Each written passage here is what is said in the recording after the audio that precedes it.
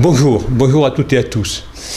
Écoutez, vous allez être appelés à voter le 22 mars et le 29 mars prochain pour élire vos élus départementaux. Les élections cette année ont considérablement changé parce que les territoires et les cantons ont été modifiés. Donc il y aura 2 élus pour 10 000 habitants, c'est-à-dire un homme et une femme. Je crois que la grande nouveauté, c'est cette parité.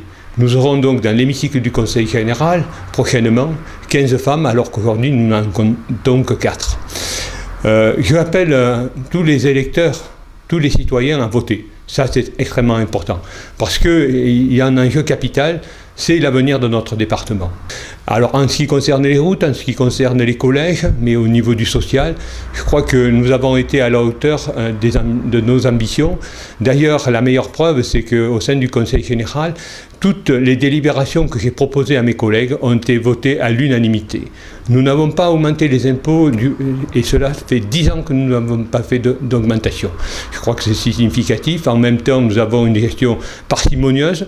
Nous veillons à ce que le fonctionnement soit modéré pour assurer un niveau d'investissement le plus important possible. C'est plus de 50 millions d'euros que nous investissons chaque année, qui servent à notre économie départementale, mais également à maintenir l'emploi.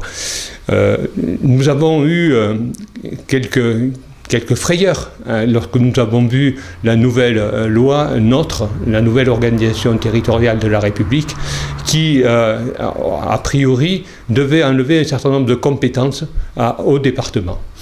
Je me suis battu en ma qualité de député pour que les départements maintiennent au moins les routes dans leur champ d'activité. C'est le cas aujourd'hui. Nous sommes arrivés, nous étions plus de 150 députés à partager cet avis. Et puis nous avons la compétence des collèges et bien sûr le social qui représente une grande partie de notre budget. Le social, nous servons les allocations de solidarité, et notamment le RSA. Le nombre de bénéficiaires est en constante augmentation. Certains disent que le Conseil général distribue à tout va des aides à tout le monde. Je peux vous garantir que tel n'est pas le cas. Nous avons également procédé à un certain nombre de contrôles l'année dernière. C'est plus de 700 vérifications. Sur 700 vérifications, il y a une poignée de dossiers où des renseignements étaient inexacts et nous avons recouvré les sommes indues. Donc dire que le Conseil général est dispendieux en matière sociale, ça coûte cher, oui, mais ne devons-nous pas être solidaires avec ceux qui n'ont pas d'emploi, qui ont une famille à charge, et puis en même temps, sachez que les gens ne restent pas au RSA toute leur vie, hein. On ne s'installe pas avec le RSA. Donc on les accompagne aussi, ces personnes-là, pour qu'elles retrouvent un travail et qu'elles retrouvent leur place dans cette société.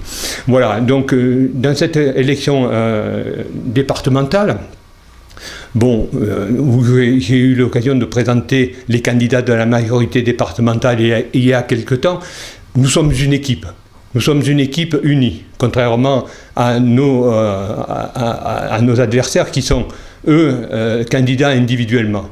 Si j'ai la majorité, je serai à nouveau le président du Conseil général et vous connaissez mon engagement pour ce département, ma volonté de faire mieux que ce que nous avons fait, avec des moyens qui se réduisent, certes, mais avec le souci aussi de ne pas endetter trop notre département, parce que finalement, on doit faire l'essentiel, faire des priorités, tout cela avec parcimonie et en tant que bon gestionnaire.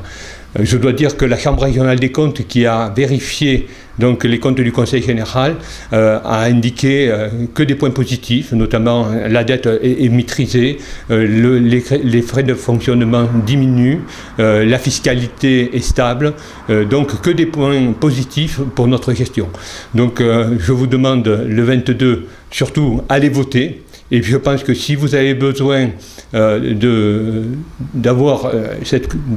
mettre votre confiance en des gens sérieux, je crois que les équipes qui se présentent au nom de la majorité départementale ont fait leurs preuves et sont prêts et s'engagent de toutes leurs forces pour que dans les 6 années prochaines, eh bien, notre département puisse vivre un moment de dynamisme et au profit surtout de tous les Bas-Alpins.